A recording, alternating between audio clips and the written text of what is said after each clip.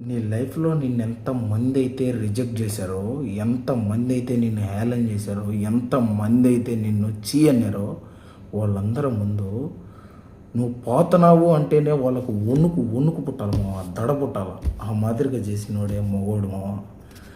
చనిపోయేవాడు కొజ్జా కొడుకని నేనైతే అనుకుంటా మామ. ఎందుకు అంటే ఒక మగోడై పుట్టి చచ్చిపోయేదేంద్రా నాకు అర్థం కాలే.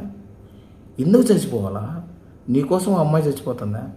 నీ పేరెంట్స్ ఎంత బాధపడతారో, నీ వాళ్ళు ఎంత బాధపడతారో, నీ లైఫ్లో నువ్వు చేసింది ఏంటి అని వెనక్కి తిరిగి చూసుకుంటే నువ్వు చేసేది ఏమి ఉండదు. చచ్చిపోయినావు అనే ఒక్క పులిస్ స్టాప్ పెట్టేసి నువ్వు దింగేయడం అంతే. నువ్వు చేసి సావు, చచ్చిపో. అప్పుడు అందరూ సెల్యూట్ చేయాలి, నీకు దండం పెట్టాల. ఆ మాదిరి చేసి చచ్చిపో. ఎందుకు చెప్తున్నాను అంటే మా అమ్మాయిలు వేస్ట్ అని నేను చెప్పను. ఏదో ఒక అమ్మాయి ఉంటుంది, ఆ అమ్మాయి సిన్సియర్గా లవ్ చేసి సిన్సియర్గా ఉంటుంది చూడు, అలాంటి అమ్మాయిని వదులుకోవద్దు, సరేనా? ఆ అమ్మాయి నిన్ను వదిలేసింది అంటే నువ్వు లైట్ తీసుకోవాలంతే.